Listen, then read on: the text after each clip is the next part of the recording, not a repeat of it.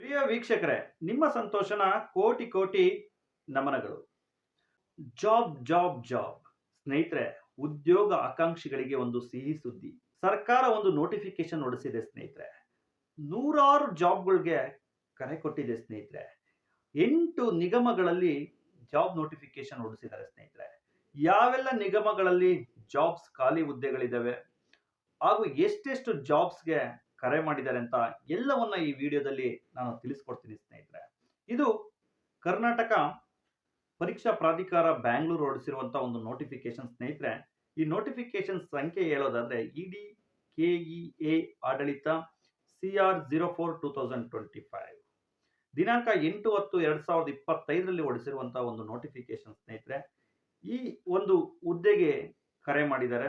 ಯಾವೆಲ್ಲ ಹುದ್ದೆಗಳಿದಾವೆ ಅಂತ ನೀವು ನೋಡೋದಾದ್ರೆ ಬೆಂಗಳೂರು ಅಭಿವೃದ್ಧಿ ಪ್ರಾಧಿಕಾರ, Karnataka soaps and detergents limited, Rajiv Gandhi ಆರೋಗ್ಯ ವಿಜ್ಞಾನ ವಿಶ್ವವಿದ್ಯಾಲಯ, ಕಲ್ಯಾಣ ಕರ್ನಾಟಕ ರಸ್ತೆ ಸಾರಿಗೆ ನಿಗಮ, ವಾಯುವ್ಯ ಕರ್ನಾಟಕ ರಸ್ತೆ ಸಾರಿಗೆ ಸಂಸ್ಥೆ, ಕೃಷಿ ಮಾರುಕಟ್ಟೆ ಇಲಾಖೆ, ತಾಂತ್ರಿಕ ಶಿಕ್ಷಣ ಇಲಾಖೆ, ಶಾಲಾ ಶಿಕ್ಷಣ ಇಲಾಖೆ.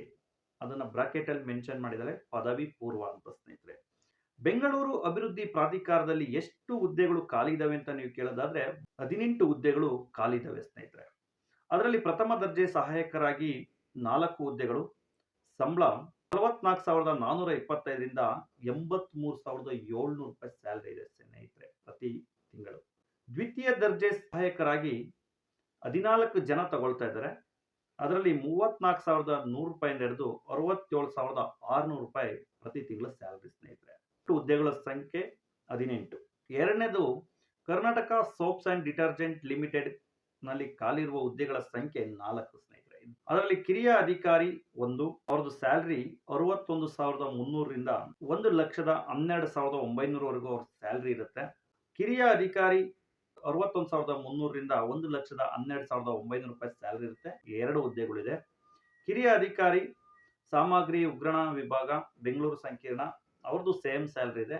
ಅವ್ರಿಗೂ ಒಂದು ಹುದ್ದೆ ಖಾಲಿ ಇದೆ ಸ್ನೇಹಿತರೆ. ರಾಜೀವ್ ಗಾಂಧಿ ಆರೋಗ್ಯ ವಿಜ್ಞಾನ ವಿಶ್ವವಿದ್ಯಾಲಯ ಬೆಂಗಳೂರು, ಇಲ್ಲಿ ಖಾಲಿ ಇರುವ ಹುದ್ದೆಗಳ ಸಂಖ್ಯೆ ಹೀಗಿದೆ. ಒಟ್ಟು 40 ಹುದ್ದೆಗಳಿಗೆ ಖಾಲಿ ಇದಾವೆ ಸ್ನೇಹಿತರೆ. ಜೂನಿಯರ್ ಪ್ರೋಗ್ರಾಮರ್ ಗ್ರೂಪ್ ಬಿ 43,100ರಿಂದ ಹಿಡಿದು 83,900 ರೂಪಾಯಿ ಸ್ಯಾಲರಿ, 4 ಹುದ್ದೆಗಳು ಇದಾವೆ ಸ್ನೇಹಿತರೆ. ಸಹಾಯಕ ಇಂಜಿನಿಯರ್ ಸಿವಿಲ್ ಗ್ರೂಪ್ ಬಿ 43,100ರಿಂದ 83,900, 1 ಹುದ್ದೆ ಖಾಲಿ ಇದೆ. ಸಹಾಯಕ ಗ್ರಂಥಾಲಯ ಗ್ರೂಪ್ ಸಿ ಇದು 30,350ರಿಂದ 58,250 ರೂಪಾಯಿ ಸ್ಯಾಲರಿ ಇರುತ್ತೆ, 1 ಹುದ್ದೆ ಖಾಲಿ ಇದೆ. ಸಹಾಯಕ ಗ್ರೂಪ್ ಸಿ ಇದು 37,900 ರೂಪಾಯಿಂದ 70,850 ರೂಪಾಯಿ ಸ್ಯಾಲರಿ ಇರುತ್ತೆ, 11 ಹುದ್ದೆಗಳು ಖಾಲಿ ಇದಾವೆ ಸ್ನೇಹಿತರೆ. ಕಿರಿಯ ಸಹಾಯಕರು ಗ್ರೂಪ್ ಸಿ 21,400 ರೂಪಾಯಿಂದ 42,000 ವರೆಗೂ ಸ್ಯಾಲರಿ ಇರುತ್ತೆ, 23 ಹುದ್ದೆಗಳು ಖಾಲಿ ಇದಾವೆ ಸ್ನೇಹಿತರೆ. ಮುಂದಿನ ಒಂದು ನಿಗಮ ನೋಡೋದಾದ್ರೆ ಕಲ್ಯಾಣ ಕರ್ನಾಟಕ ರಸ್ತೆ ಸಾರಿಗೆ ನಿಗಮ, ಇಲ್ಲಿ ಖಾಲಿ ಇರುವ ಸಂಖ್ಯೆ 63 ಸ್ನೇಹಿತರೆ. ಇಲ್ಲಿ ಒಟ್ಟು 63 ಹುದ್ದೆಗಳಿಗೆ ಕರೆದಿದ್ದಾರೆ. ಸಹಾಯಕ ಲೆಕ್ಕಿಗರಾಗಿ 3 ಹುದ್ದೆಗಳು 23,990 ರೂಪಾಯಿಂದ ಹಿಡಿದು 42,800 ರೂಪಾಯಿ ಸ್ಯಾಲರಿ ಇರುತ್ತೆ. ನಿರ್ವಾಹಕ ಆಗಿ 60 ಹುದ್ದೆಗಳು ಖಾಲಿ ಇದಾವೆ. ಅದು 18,660 ರೂಪಾಯಿಂದ 25,300 ರೂಪಾಯಿ ಸ್ಯಾಲರಿ ಇರುತ್ತೆ ಸ್ನೇಹಿತರೆ. ಸಹಾಯಕ ಲೆಕ್ಕಿಗ ಹಾಗೂ ನಿರ್ವಾಹಕರಿಗೆ ಕರೆ ಮಾಡಿದ್ದಾರೆ. 63 ಹುದ್ದೆಗಳು ಸ್ನೇಹಿತರೆ. ಸಹಾಯಕ ಲೆಕ್ಕಿಗ ಮತ್ತು ನಿರ್ವಾಹಕ ಹುದ್ದೆಗಳಿಗೆ ಆಯ್ಕೆಗೊಂಡ ಅರ್ಹ ಅಭ್ಯರ್ಥಿಗಳು 1 ವರ್ಷದ ಅವಧಿಗೆ ಕೆಲಸದ ಮೇಲೆ ತರಬೇತಿಯನ್ನು ಕೊಡ್ತಾರೆ. ಆ ತರಬೇತಿಯಲ್ಲಿ ಸ್ಯಾಲರಿ ಇರುತ್ತೆ. 14,000 ಸ್ಯಾಲರಿ ಮತ್ತು ತರಬೇತಿ ಭತ್ಯೆಯನ್ನು ಕೂಡ ನೀಡಲಾಗುತ್ತೆ ಸ್ನೇಹಿತರೆ. ಪರೀಕ್ಷಾರ್ಥ ಸೇವೆಯನ್ನ ಮೇಲೆ ನಿಯೋಜಿಸಲ್ಪಟ್ಟ ನಂತರ ಈ ಕೆಳಗಿನ ವೇತನವನ್ನು ತೆಗೆದುಕೊಳ್ಳಲು ಅರ್ಹರಾಗಿರ್ತಾರೆ. ವಾಯುವ್ಯ ಕರ್ನಾಟಕ ರಸ್ತೆ ಸಾರಿಗೆ ಸಂಸ್ಥೆ ದರ್ಜೆ 3 ವೃಂದದಲ್ಲಿ ಖಾಲಿ ಇರುವ ಒಟ್ಟು ಸಂಖ್ಯೆಗಳು ಸ್ನೇಹಿತರೆ ಹೀಗಿದಾವೆ. 19 ಹುದ್ದೆಗಳು ಖಾಲಿ ಇದಾವೆ ಸ್ನೇಹಿತರೆ. ಇದು ವಾಯುವ್ಯ ಕರ್ನಾಟಕ ರಸ್ತೆ ಸಾರಿಗೆ ಸಂಸ್ಥೆ. ಇದು ವಾಯುವ್ಯ ಕರ್ನಾಟಕ ರಸ್ತೆ ಸಾರಿಗೆ ಸಂಸ್ಥೆಯಲ್ಲಿ 19 ಹುದ್ದೆಗಳು ಖಾಲಿ ಇದಾವೆ ಸ್ನೇಹಿತರೆ. ಅದರಲ್ಲಿ ಸಹಾಯಕ ಸಂಚಾರ ನಿರೀಕ್ಷಕರು 23,390, 33,320 ಸ್ಯಾಲರಿ ಇದೆ. ಟೋಟಲ್ 15 ಹುದ್ದೆಗಳು ಖಾಲಿ ಇದಾವೆ. ಸಹಾಯಕ ಸಂಚಾರ ನಿರೀಕ್ಷಕರು ಹಿಂಬಾಕಿ ಬ್ರಾಕೆಟ್ ಅಲ್ಲಿ 23,390ರಿಂದ 33,320 ರೂಪಾಯಿ ಸ್ಯಾಲರಿ ಇದೆ. ಒಟ್ಟು 4 ಹುದ್ದೆಗಳು ಇದರಲ್ಲಿ ಖಾಲಿ ಇದೆ. ಒಟ್ಟು 19 ಹುದ್ದೆಗಳು ಖಾಲಿ ಇದ್ದಾವೆ ಸ್ನೇಹಿತರೆ, ವಾಯುವ್ಯ ಕರ್ನಾಟಕ ರಸ್ತೆ ಸಾರಿಗೆ ಸಂಸ್ಥೆಯಲ್ಲಿ. ಸಹಾಯಕ ಸಂಚಾರ ನಿರೀಕ್ಷಕ ಹುದ್ದೆಗೆ ಆಯ್ಕೆಗೊಂಡ ಅರ್ಹ ಅಭ್ಯರ್ಥಿಯನ್ನ 1 ವರ್ಷದ ಅವಧಿಗೆ ಕೆಲಸದ ಮೇಲೆ ತರಬೇತಿಯನ್ನು ನಿಯೋಜನೆ ಮಾಡ್ತಾರೆ. ಆ ಅವಧಿಯಲ್ಲಿ 14,000 ಸಂಬಳವನ್ನ ಕೊಡ್ತಾರೆ. ಮಾಸಿಕ ತರಬೇತಿ ಭತ್ಯೆಯನ್ನು ಕೂಡ ನೀಡಲಾಗುತ್ತೆ ಸ್ನೇಹಿತರೆ. 6ನೇದಾಗಿ ಕೃಷಿ ಮಾರಾಟ ಇಲಾಖೆಯಲ್ಲಿ ಖಾಲಿ ಇರುವ ಹುದ್ದೆಗಳ ಸಂಖ್ಯೆ 180 ಸ್ನೇಹಿತರೆ. 180 ಹುದ್ದೆಗಳು ಖಾಲಿ ಇದ್ದಾವೆ ಸ್ನೇಹಿತರೆ. ಅದರಲ್ಲಿ ಸಹಾಯಕ ಅಭಿಯಂತರರು ಸ್ಯಾಲರಿ 69,250ರಿಂದ 1,34,200 ರೂಪಾಯಿ ಸ್ಯಾಲರಿ ಸ್ನೇಹಿತರೆ. 10 ಹುದ್ದೆಗಳು ಖಾಲಿ ಇದ್ದಾವೆ. ಕಿರಿಯ ಅಭಿಯಂತರರು ಸಿವಿಲ್ 54,175ರಿಂದ 99,400 ರೂಪಾಯಿ, ಹತ್ತತ್ರ 1 ಲಕ್ಷದವರೆಗೂ ಸಂಬಳ. 5 ಹುದ್ದೆಗಳು ಖಾಲಿ ಇದ್ದಾವೆ ಸ್ನೇಹಿತರೆ. ಮಾರುಕಟ್ಟೆ ಮೇಲ್ವಿಚಾರಕರು ಗ್ರೂಪ್ ಸಿ 27,650ರಿಂದ 52,650 ರೂಪಾಯಿ ಸ್ಯಾಲರಿ ಇರುತ್ತೆ. 30 ಹುದ್ದೆಗಳು ಖಾಲಿ ಇದ್ದಾವೆ ಸ್ನೇಹಿತರೆ. ಪ್ರಥಮ ದರ್ಜೆ ಸಹಾಯಕರು ಗ್ರೂಪ್ ಸಿ 44,425ರಿಂದ 83,700 ರೂಪಾಯಿ ಸ್ಯಾಲರಿ ಇರುತ್ತೆ. ಒಟ್ಟು ಹುದ್ದೆಗಳು 30 ಸ್ನೇಹಿತರೆ. ದ್ವಿತೀಯ ದರ್ಜೆ ಸಹಾಯಕರು ಗ್ರೂಪ್ ಸಿ 34,100 ರೂಪಾಯಿಂದ 67,600 ರೂಪಾಯಿ ಸ್ಯಾಲರಿ ಇರುತ್ತೆ. ಒಟ್ಟು ಹುದ್ದೆಗಳು 30 ಸ್ನೇಹಿತರೆ. ಮಾರಾಟ ಸಹಾಯಕರಾಗಿ ಗ್ರೂಪ್ ಸಿ 34,100 ರೂಪಾಯಿಂದ 67,600 ರೂಪಾಯಿ ಸ್ಯಾಲರಿ. ಮಾರಾಟ ಸಹಾಯಕರು ಗ್ರೂಪ್ ಸಿ 34,100 ರೂಪಾಯಿಂದ 67,600 ರೂಪಾಯಿ ಸ್ಯಾಲರಿ ಇರುತ್ತೆ. ಟೋಟಲ್ 75 ಹುದ್ದೆಗಳು ಖಾಲಿ ಇದ್ದಾವೆ ಸ್ನೇಹಿತರೆ. ಈಗ ಹೇಳೋದಾದ್ರೆ ಕೃಷಿ ಮಾರುಕಟ್ಟೆ ಇಲಾಖೆಯಲ್ಲಿ ಖಾಲಿ ಇರುವ ಸಂಖ್ಯೆ 180. 7ನೇದಾಗಿ ತಾಂತ್ರಿಕ ಶಿಕ್ಷಣ ಇಲಾಖೆಯಲ್ಲಿ ಖಾಲಿ ಇರುವ ಸಂಖ್ಯೆ 50. ಅದು ಪ್ರಥಮ ದರ್ಜೆ ಸಹಾಯಕರಿಗೆ ಅಷ್ಟೇ ಕರೆದಿದ್ದಾರೆ. 44,425ರಿಂದ 83,700 ರೂಪಾಯಿ ಸ್ಯಾಲರಿ ಇರುತ್ತೆ. ಹುದ್ದೆಗಳ ಸಂಖ್ಯೆ 50 ಸ್ನೇಹಿತರೆ. 8ನೇದಾಗಿ ಶಾಲಾ ಶಿಕ್ಷಣ ಇಲಾಖೆಯಲ್ಲಿ ಪದವಿ ಪೂರ್ವ ಅಂತ ಬ್ರಾಕೆಟ್ ಅಲ್ಲಿ ಮೆನ್ಷನ್ ಮಾಡಿದ್ದಾರೆ. ಇದರಲ್ಲಿ ಖಾಲಿ ಇರುವ ಸಂಖ್ಯೆ 10. ಅದು ಗ್ರಂಥ ಪಾಲಕರಾಗಿ ಗ್ರೂಪ್ ಸಿ ಕರೆದಿದ್ದಾರೆ. 54,175ರಿಂದ 99,400 ರೂಪಾಯಿ ಸ್ಯಾಲರಿ ಇರುತ್ತೆ. ಒಟ್ಟು 10 ಹುದ್ದೆಗಳ ಸಂಖ್ಯೆ ಸ್ನೇಹಿತರೆ. ಶೈಕ್ಷಣಿಕ ವಿದ್ಯಾರ್ಹತೆ ಏನು ಅಂತ ತಿಳ್ಕೊಳ್ಳೋಣ ಸ್ನೇಹಿತರೆ. ಈಗ ಜಾಬ್ ನೋಟಿಫಿಕೇಶನ್ ಹೇಳಿದೆ ಎಷ್ಟೆಷ್ಟು ಜಾಬ್ಸ್ ಖಾಲಿ ಇದಾವೆ ಅಂತ. ಅದಕ್ಕೆ ಶಿಕ್ಷಣ ಬೇಕಲ್ವಾ, ಆ ಶಿಕ್ಷಣದ ಬಗ್ಗೆ ತಿಳ್ಕೊಳ್ಳೋಣ. ನೋಡಿ ಸ್ನೇಹಿತರೆ, ಶೈಕ್ಷಣಿಕ ವಿದ್ಯಾರ್ಹತೆ ಏನಿರಬೇಕು ಅಂದ್ರೆ ಪ್ರಥಮ ದರ್ಜೆ ಸಹಾಯಕರಾಗಿ, ಪ್ರಥಮ ದರ್ಜೆ ಕ್ಲರ್ಕ್, ರೆವಿನ್ಯೂ ಇನ್ಸ್ಪೆಕ್ಟರ್ ಆಗಿ ಗ್ರೂಪ್ ಸಿ ಅಲ್ಲಿ ವರ್ಕ್ ಮಾಡ್ತೀರಾ, ಸಹಾಯಕ ಗ್ರೂಪ್ ಸಿ ಅಲ್ಲಿ ವರ್ಕ್ ಮಾಡ್ತೀರಾ ಮತ್ತು ಪ್ರಥಮ ದರ್ಜೆ ಸಹಾಯಕರಾಗಿ ವರ್ಕ್ ಮಾಡ್ತೀರಾ ಅಂದ್ರೆ ಅಭ್ಯರ್ಥಿಯು ಭಾರತದಲ್ಲಿ ಕಾನೂನು ರೀತಿಯ ಸ್ಥಾಪಿಸಲ್ಪಟ್ಟ ವಿಶ್ವವಿದ್ಯಾಲಯದಿಂದ ಪದವಿಯನ್ನು ಹೊಂದಿರಬೇಕು ಸ್ನೇಹಿತರೆ. ದ್ವಿತೀಯ ದರ್ಜೆ ಸಹಾಯಕರು ಗ್ರೂಪ್ ಸಿ, ಮಾರಾಟ ಸಹಾಯಕರು ಗ್ರೂಪ್ ಸಿ, ಕಿರಿಯ ಸಹಾಯಕರು ಗ್ರೂಪ್ ಸಿ. ಇವರು ದ್ವಿತೀಯ PUC ಅಥವಾ ತತ್ಸಮಾನ, ಅದಕ್ಕೆ ಈಕ್ವಲೆಂಟ್ ಆಗಿರುವಂತಹ ಒಂದು ತತ್ಸಮಾನವಾಗಿರುವಂತದ್ದು CBSE ಮತ್ತು ICSE ಮಂಡಳಿಯಲ್ಲಿ ನಡೆಸುವಂತಹ ಕ್ಲಾಸ್ 12 ಪರೀಕ್ಷೆಯನ್ನ ಪಾಸ್ ಮಾಡಿರಬೇಕಾಗುತ್ತೆ. ಇತರೆ ರಾಜ್ಯ ಸರ್ಕಾರದ ಪರೀಕ್ಷಾ ಮಂಡಳಿಗಳಿಂದ ನಡೆಸುವ ಕ್ಲಾಸ್ 12 ಪರೀಕ್ಷೆಯನ್ನ ಪಾಸ್ ಮಾಡಿರಬೇಕಾಗುತ್ತೆ. National institute of open schooling NIOHSC ಅಲ್ಲಿ ಪ್ರೌಢ ಶಿಕ್ಷಣವನ್ನ ಮುಗಿಸಿ ಪದವಿನ ಪಡೆದಿರಬೇಕಾಗುತ್ತೆ. 3 ವರ್ಷಗಳ ಡಿಪ್ಲೊಮೊ ಅಥವಾ 2 ವರ್ಷಗಳ ITI ಕೋರ್ಸ್, ಇದು ಇಂಪಾರ್ಟೆಂಟ್ ನೋಡಿ ಸ್ನೇಹಿತರೆ. 3 ವರ್ಷಗಳ ಡಿಪ್ಲೊಮೊ ಅಥವಾ 2 ವರ್ಷಗಳ ITI ಕೋರ್ಸ್ ಅಥವಾ 2 ವರ್ಷಗಳ ವೃತ್ತಿ ಶಿಕ್ಷಣ ಡಿಪ್ಲೊಮೊ JOC, JOD, JLDC ಇದರಿಂದ ಪದವಿಯನ್ನ ಪಡೆದಿರಬೇಕಾಗುತ್ತೆ ಸ್ನೇಹಿತರೆ. ಯಾವುದಕ್ಕೆ ಅಂದ್ರೆ ದ್ವಿತೀಯ ದರ್ಜೆ ಸಹಾಯಕರಾಗ್ಲಿಕ್ಕೆ, ಮಾರಾಟ ಸಹಾಯಕರಾಗ್ಲಿಕ್ಕೆ ಹಾಗೂ ಕಿರಿಯ ಸಹಾಯಕರಾಗ್ಲಿಕ್ಕೆ. ಇದೆಲ್ಲ ಗ್ರೂಪ್ ಸಿ ಸ್ನೇಹಿತರೆ, ಓಕೆನಾ. ಸಹಾಯಕ ಸಂಚಾರ ನಿರೀಕ್ಷಕರಾಗಿ ದರ್ಜೆ 3 ಅಂತ ಹೇಳ್ತಾರೆ. ಇದಕ್ಕೆ ಪ್ರಥಮ ದರ್ಜೆಯಲ್ಲಿ ಉತ್ತೀರ್ಣರಾಗಿರಬೇಕು. ಕಲಾ ವಾಣಿಜ್ಯ ವಿಜ್ಞಾನದಲ್ಲಿ PUCಯ ಪರೀಕ್ಷೆಯಲ್ಲಿ ಅಥವಾ 10+2 ICSE, CBSE ಅಥವಾ 10+2 ಅಂದ್ರೆ SLC ಆದ ನಂತರ 2 ವರ್ಷ CBSE ICSE ಅಲ್ಲಿ ಅವರು ಪ್ರಥಮ ದರ್ಜೆಯಲ್ಲಿ ಉತ್ತೀರ್ಣರಾಗಿರಬೇಕು. ತತ್ಸಮಾನ ವಿದ್ಯಾರ್ಹತೆ ಎಂದ್ರೆ ತಾಂತ್ರಿಕ ಶಿಕ್ಷಣ ಇಲಾಖೆಯಿಂದ 3 ವರ್ಷಗಳ diploma including PUC or 12th standard open university or open school JOC, JLC ಇದೆಲ್ಲ ಸೇರ್ಕೊಳ್ಳುತ್ತೆ ಸ್ನೇಹಿತರೆ. ತತ್ಸಮಾನ ವಿದ್ಯಾರ್ಹತೆ ಅಂದ್ರೆ ತಾಂತ್ರಿಕ ಶಿಕ್ಷಣ ಇಲಾಖೆಯಿಂದ 3 ವರ್ಷಗಳ ಡಿಪ್ಲೊಮೊ. ಇದು ಬಂದ್ಬಿಟ್ಟು ಸಹಾಯಕ ಸಂಚಾರ ನಿರೀಕ್ಷಕ ದರ್ಜೆ 3. ನಿರ್ವಾಹಕರಿಗೆ ತಗೊಳ್ಳೋಕೆ ಏನ್ ಶೈಕ್ಷಣಿಕತೆ ಇರಬೇಕು ಅಂದ್ರೆ ಕಲಾ ವಾಣಿಜ್ಯ ವಿಜ್ಞಾನದಲ್ಲಿ ಪಿಯುಸಿ ಪರೀಕ್ಷೆ, ಕಲಾ ವಾಣಿಜ್ಯ ವಿಜ್ಞಾನದಲ್ಲಿ ಪಿಯುಸಿ ಪರೀಕ್ಷೆಯಲ್ಲಿ ಉತ್ತೀರ್ಣರಾಗಿರಬೇಕು ಅಥವಾ 10+2 ICSE ಆರ್ CBSEಯಲ್ಲಿ ಉತ್ತೀರ್ಣರಾಗಿರಬೇಕು ಅಥವಾ ತತ್ಸಮಾನ ವಿದ್ಯಾರ್ಹತೆ ಅಂದ್ರೆ ತಾಂತ್ರಿಕ ಶಿಕ್ಷಣ ಇಲಾಖೆಯಿಂದ 3 ವರ್ಷಗಳ ಡಿಪ್ಲೊಮಾದಲ್ಲಿ ಉತ್ತೀರ್ಣರಾಗಿರಬೇಕು. ಇದು ಬಂದ್ಬಿಟ್ಟು ನಿರ್ವಾಹಕರ ಕೆಲಸಕ್ಕೆ ಸ್ನೇಹಿತರೆ. ಸಹಾಯಕ ಲೆಕ್ಕಿಗರ ಕೆಲಸಕ್ಕೆ ನೀವು ಅಪ್ಲೈ ಮಾಡ್ತೀರ ಅನ್ನೋದಾದ್ರೆ ಕಾನೂನಿನ ರೀತ್ಯ ಸ್ಥಾಪಿಸಲ್ಪಟ್ಟ ವಿಶ್ವವಿದ್ಯಾಲಯ ವಾಣಿಜ್ಯ ಶಾಸ್ತ್ರದ 3 ವರ್ಷಗಳ ಬ್ಯಾಚುಲರ್ ಪದವಿಯನ್ನ ಹೊಂದಿರಬೇಕಾಗುತ್ತೆ. ಕಂಪ್ಯೂಟರ್ ಜ್ಞಾನ ಅತ್ಯವಶ್ಯಕತೆ ಸ್ನೇಹಿತರೆ ಸಹಾಯಕ ಲೆಕ್ಕಿಗನ ಕೆಲಸಕ್ಕೆ. ಕಿರಿಯ ಅಧಿಕಾರಿಯಾಗಿ ನೀವು ಅಪ್ಲೈ ಮಾಡ್ತೀರಾ ಅಂದ್ರೆ MSc ಕೆಮಿಸ್ಟ್ರಿ ಆಗಿರ್ಬೇಕಾಗುತ್ತೆ. ಕಿರಿಯ ಅಧಿಕಾರಿ ಉತ್ಪಾದನೆ ಮತ್ತು ನಿರ್ವಹಣೆಗೆ ನೀವು ಅಪ್ಲೈ ಮಾಡ್ತೀರಾ ಅಂದ್ರೆ BE BTech chemical, mechanical, electrical, IP or MSc chemistry ನೀವು ಪದವಿನ ಪಡೆದಿರಬೇಕಾಗುತ್ತೆ. ಕಿರಿಯ ಅಧಿಕಾರಿಗಳು ಸಾಮಗ್ರಿ ಮತ್ತು ಉಗ್ರಾಣ ಇದಕ್ಕೆ ನೀವು any degree with PG diploma, any material management, business administration, MBA ಈ ತರ ಒಂದು ಇದನ್ನ ಓದಿದ್ರೆ ಸಾಕು ಸ್ನೇಹಿತರೆ. ಸಹಾಯಕ ಗ್ರಂಥಪಾಲಕರಾಗಿ ನೀವು ಅಪ್ಲೈ ಮಾಡ್ತೀರಾ ಅಂದ್ರೆ must possess A master degree in library science and information science by a university established by a law in India or equivalent qualifications, and next must possess computer knowledge with basic computer course covering a word processor, spreadsheet and Windows platform, and if the computer science subject is not included as a subject in the prescribed qualification must possess a certificate course of 6 months in computer from any institute recognized by the government. Government ಇಂದ recognised ಆಗಿರುವಂತಹ ಯಾವುದೇ ಒಂದು institute ಅಲ್ಲಿ 6 ತಿಂಗಳ ಒಂದು computer ನ ಕಲ್ತಿರುವಂತಹ certificate ನ ಪಡೆದಿರಬೇಕಾಗುತ್ತೆ.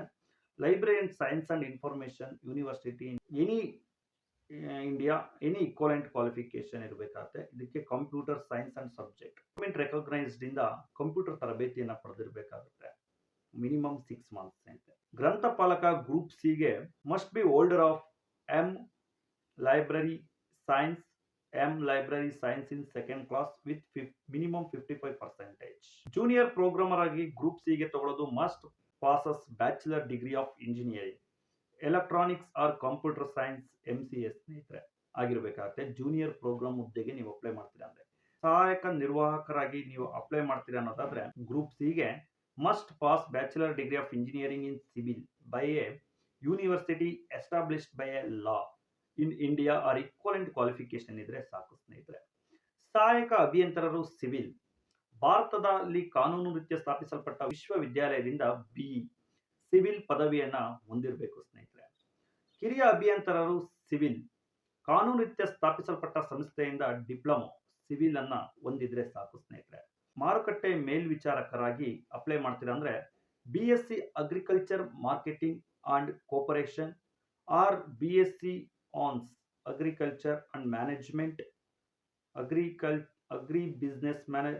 BSc agribusiness management from agricultural university recognised by Indian council of agriculture research ಇಂದ ನೀವು ಸರ್ಟಿಫಿಕೇಶನ್ ಪಡೆದಿರಬೇಕಾಗುತ್ತೆ ಸ್ನೇಹಿತರೆ. ICAR ಇಂದ Indian council of agriculture research ಇಂದ ನೀವು ಸರ್ಟಿಫಿಕೇಟ್ ನ ಪಡೆದಿರಬೇಕಾಗುತ್ತೆ ಸ್ನೇಹಿತರೆ. ಮೇಲ್ಕಂಡ ಹುದ್ದೆಗಳಲ್ಲಿ ನಿಗದಿಪಡಿಸಿರುವ ವಿದ್ಯಾರ್ಹತೆಯನ್ನ ಹೊರತುಪಡಿಸಿ ಇತರೆ ಹುದ್ದೆಯಲ್ಲಿ ಅರ್ಜಿಯನ್ನ ಸಲ್ಲಿಸಿ ಮುಂದಿನ ಪ್ರಕ್ರಿಯೆಯಲ್ಲಿ ಅನರ್ಹಗೊಂಡಲ್ಲಿ ಕರ್ನಾಟಕ ಪರೀಕ್ಷಾ ಪ್ರಾಧಿಕಾರವು ಜವಾಬ್ದಾರಿ ಆಗಿರಲ್ಲ ಅಂತ ಹೇಳಿದ್ದಾರೆ ಸ್ನೇಹಿತರೆ. ಸಹಾಯಕ ಸಂಚಾರ ನಿರೀಕ್ಷಕರ ದರ್ಜೆ 3 ಹಾಗೂ ಹುದ್ದೆಗಳು ಈ ಕೆಳಕಂಡಂತೆ ಕನಿಷ್ಠ ದೇಹ ದಾರ್ಢ್ಯತೆ ಹೊಂದಿರಬೇಕಾಗುತ್ತೆ. ಲಿಂಗ ಪುರುಷ ಎತ್ತರ 163 ಸೆಂಟಿಮೀಟರ್ 55 kg ಇರಬೇಕಾಗುತ್ತೆ. ಮಹಿಳೆ 153 ಸೆಂಟಿಮೀಟರ್ 50 kg ಇರಬೇಕಾಗುತ್ತೆ ಸ್ನೇಹಿತರೆ. ಪಿಂಚಣಿ ಸೌಲಭ್ಯ ಪಿಂಚಣಿ ರಹಿತ ಇರುತ್ತೆ ಸ್ನೇಹಿತರೆ, ಯಾವುದೇ ಪಿಂಚಣಿ ಇರೋದಿಲ್ಲ ಅಂತ ಹೇಳಿದ್ದಾರೆ.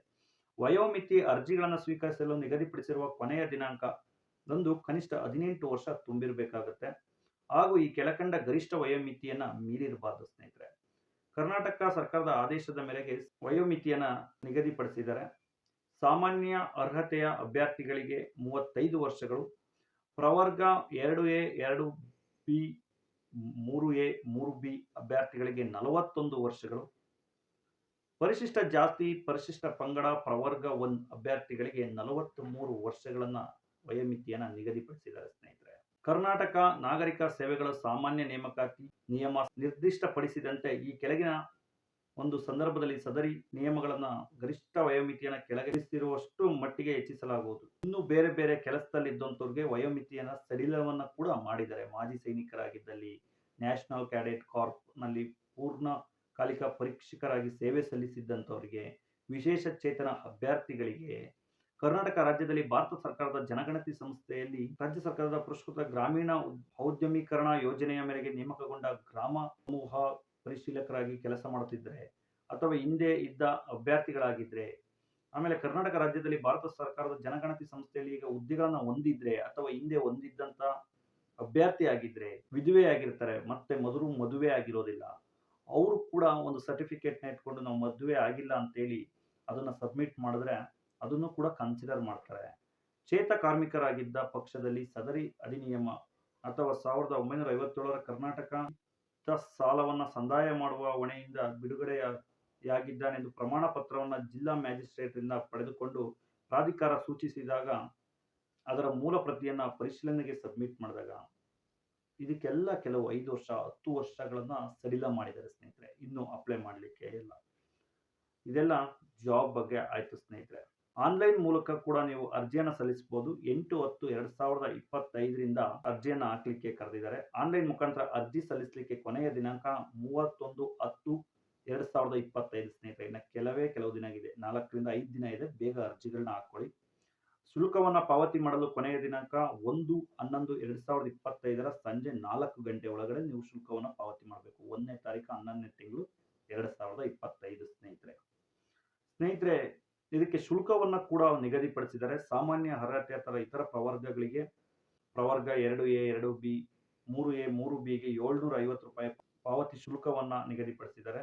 ಪರಿಶಿಷ್ಟ ಜಾತಿ, ಪರಿಶಿಷ್ಟ ಪಂಗಡ, ಪ್ರವರ್ಗ 1, ಮಾಜಿ ಸೈನಿಕ ಮತ್ತು ತೃತೀಯ ಲಿಂಗ ಅಭ್ಯರ್ಥಿಗಳಿಗೆ 500 ರೂಪಾಯಿನ ನಿಗದಿಪಡಿಸಿದ್ದಾರೆ. ವಿಶೇಷ ಚೇತನ ಅಭ್ಯರ್ಥಿಗಳಿಗೆ 250 ರೂಪಾಯಿ ಶುಲ್ಕವನ್ನ ನಿಗದಿಪಡಿಸಿದ್ದಾರೆ ಸ್ನೇಹಿತರೆ. ಸೂಚನೆ: ಈ ಮೇಲ್ಕಂಡ ಎಲ್ಲ ಇಲಾಖೆ, ನಿಗಮ, ಸಂಸ್ಥೆಗಳ ಹುದ್ದೆಗಳಿಗೆ ಆನ್ಲೈನ್ ಮೂಲಕ ಒಂದೇ ಅರ್ಜಿಯನ್ನು ಸಲ್ಲಿಸಲು ಅವಕಾಶ ಕಲ್ಪಿಸಲಾಗಿದೆ.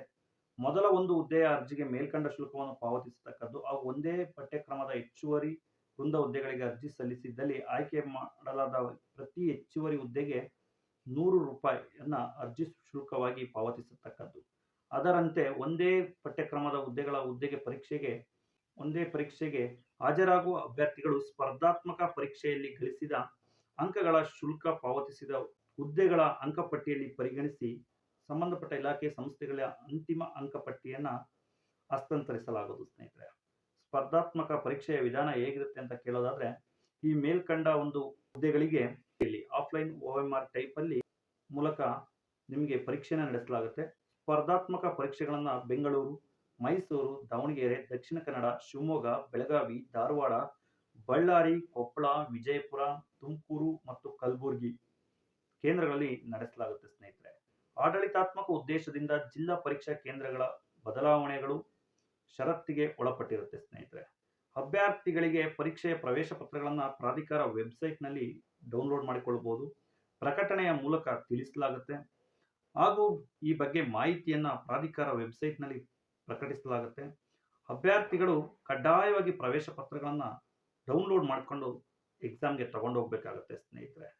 ಅವರ ಒಂದು ಡಾಕ್ಯುಮೆಂಟ್ಸ್ ಏನೆಲ್ಲ ಬೇಕು ಅಂದ್ರೆ, ಪ್ಯಾನ್ ಕಾರ್ಡ್, ವಾಹನ ಚಾಲಕರಾಗಿದ್ದಲ್ಲಿ ಪರವಾನಗಿ, Aadhaar card, passport, voter ID, ಸರ್ಕಾರಿ ನೌಕರರ ID, ಪರೀಕ್ಷಾ ಕೇಂದ್ರಗಳಿಗೆ ಹೋಗಬೇಕಾದಲ್ಲಿ ಇದನ್ನೆಲ್ಲ ತೆಗೆದುಕೊಂಡು ಹೋಗ್ಬೇಕು ಸ್ನೇಹಿತರೆ. ತಪ್ಪಿದ್ದಲ್ಲಿ ಪರೀಕ್ಷಾ ಕೇಂದ್ರದಲ್ಲಿ ಪ್ರವೇಶವನ್ನ ಕೊಡೋದಕ್ಕೆ ಆಗೋದಿಲ್ಲ ಅಂತ ಹೇಳಿದ್ದಾರೆ ಸ್ನೇಹಿತರೆ. ಕಡ್ಡಾಯವಾಗಿ ಕನ್ನಡ ಭಾಷಾ ಪರೀಕ್ಷೆ ಇರುತ್ತೆ ಸ್ನೇಹಿತರೆ. SSLC ಅಥವಾ ತತ್ಸಮಾನ ವಿದ್ಯಾರ್ಥಿಯಲ್ಲಿ ಕನ್ನಡ ಭಾಷೆಯನ್ನ ಪ್ರಥಮ ಅಥವಾ ದ್ವಿತೀಯ ಭಾಷೆಯನ್ನಾಗಿ ವ್ಯಾಸಂಗ ಮಾಡಿದ್ದಲ್ಲಿ ಅಥವಾ ಕರ್ನಾಟಕ ಪರೀಕ್ಷಾ ಪ್ರಾಧಿಕಾರದಿಂದ ಅಥವಾ ಕರ್ನಾಟಕ ಲೋಕಸೇವಾ ಆಯೋಗದಿಂದ ನಡೆಸಲಾದ ಕಡ್ಡಾಯ ಕನ್ನಡ ಪರೀಕ್ಷೆಯಿಂದ ವಿನಾಯಿತಿ ನೀಡಲಾಗುತ್ತದೆ. ಉಳಿದ ಅಭ್ಯರ್ಥಿಗಳಿಗೆ ಕಡ್ಡಾಯ ಕನ್ನಡ ಭಾಷಾ ಪರೀಕ್ಷೆಯ ಬಹು ಆಯ್ಕೆ ಮಾದರಿಯ ಪತ್ರಿಕೆಯಾಗಿದ್ದು ಗರಿಷ್ಠ 150 ಅಂಕಗಳು ಒಳಗೊಂಡಿರುತ್ತೆ ಸ್ನೇಹಿತರೆ. ಮತ್ತು ಅಭ್ಯರ್ಥಿಗಳು ಇದರಲ್ಲಿ ಅರ್ಹತೆಯನ್ನ ಗಳಿಸಲಿಕ್ಕೆ ಕನಿಷ್ಠ 50 ಅಂಕಗಳನ್ನ ಗಳಿಸಬೇಕಾಗುತ್ತೆ ಸ್ನೇಹಿತರೆ. ಗೈರು ಹಾಜರಾದ ಕನಿಷ್ಠ 50 ಅಂಕಗಳನ್ನು ಗಳಿಸದ ಅಭ್ಯರ್ಥಿಗಳು ಅರ್ಹರಾಗಿರುವುದಿಲ್ಲ. SSLC ಹಂತದಲ್ಲಿನ ಪ್ರಥಮ ಭಾಷೆ ಕನ್ನಡ ಮಾನದಂಡವನ್ನಾಗಿಟ್ಟುಕೊಂಡು ಸಿದ್ಧಪಡಿಸಲಾಗಿರುತ್ತೆ. ಕಡ್ಡಾಯ ಕನ್ನಡ ಭಾಷೆಯಲ್ಲಿ ಪಡೆದ ಅಂಕಗಳನ್ನು ಜ್ಯೇಷ್ಠತೆಗೆ ಅಥವಾ ಹುದ್ದೆಗಳಿಗೆ ಪರಿಗಣಿಸಲಾಗುವುದಿಲ್ಲ ಸ್ನೇಹಿತರೆ. ವಾಯುವ್ಯ ಕರ್ನಾಟಕ ರಸ್ತೆ ಸಾರಿಗೆ ನಿಗಮ, ಕಲ್ಯಾಣ ಕರ್ನಾಟಕ ರಸ್ತೆ ಸಾರಿಗೆ ನಿಗಮ ಹುದ್ದೆಗಳಿಗೆ ಮಾತ್ರ ಅರ್ಜಿ ಸಲ್ಲಿಸಿದ ಅಭ್ಯರ್ಥಿಗಳು ಕಡ್ಡಾಯ ಕನ್ನಡ ಪರೀಕ್ಷೆಗೆ ಹಾಜರಾಗುವಂತಿಲ್ಲ ಸ್ನೇಹಿತರೆ. ಇದ್ರ ಬಗ್ಗೆ ಹೆಚ್ಚಿನ ಮಾಹಿತಿ ಇನ್ನೂ ಇದೆ. ಜೂನಿಯರ್ ಪ್ರೋಗ್ರಾಮ್ಗೆ ಏನೆಲ್ಲ ಕರೆದಿದ್ದಾರೆ ಏನು ಅಂತ ಸ್ನೇಹಿತರೆ. ದ್ವಿತೀಯ ಸಹಾಯಕರ ಹುದ್ದೆಗೆ ಏನೆಲ್ಲ ಇರುತ್ತೆ ತರಬೇತಿ, ಎಕ್ಸಾಮ್ಸ್ಗಳು ಹೇಗಿರುತ್ತೆ ಅಂತ ಇರುತ್ತೆ. ಇದರ ನೋಟಿಫಿಕೇಶನ್ ನೀವು ಗೂಗಲಲ್ಲಿ ಚೆಕ್ ಮಾಡಿ. FDA STA ಹುದ್ದೆಗಳ ಜಾಬ್ ಬಗ್ಗೆ ಇನ್ನೂ ತುಂಬ ಮಾಹಿತಿ ಇರುತ್ತೆ. ಎಕ್ಸಾಮ್ಸ್ಗಳು ಬೇರೆ ಬೇರೆ ಹುದ್ದೆಗಳಿಗೆ ಯಾವ್ಯಾವ ಥರ ಎಕ್ಸಾಮ್ಸ್ ಇದೆ ಅಂತ ತುಂಬ ಮಾಹಿತಿಯನ್ನು ಹಾಕಿದ್ದಾರೆ ಸ್ನೇಹಿತರೆ ನೋಟಿಫಿಕೇಶನಲ್ಲಿ. ಸೊ ನೀವು ನೋಡ್ಬೋದು.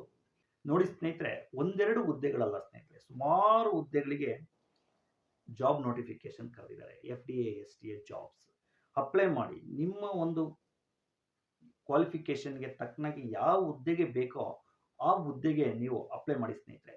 ಈ ಮಾಹಿತಿ ಇಷ್ಟ ಆಗಿದ್ದಲ್ಲಿ ನೀವು ಬೇರೆಯವ್ರಿಗೂ ಶೇರ್ ಮಾಡಿ, ಜಾಬ್ ಸರ್ಚ್ ಮಾಡೋರಿಗೆ. ಹಾಗೂ ತಪ್ಪದೆ ಸಬ್ಸ್ಕ್ರೈಬ್ ಮಾಡಿ ಸ್ನೇಹಿತರೆ.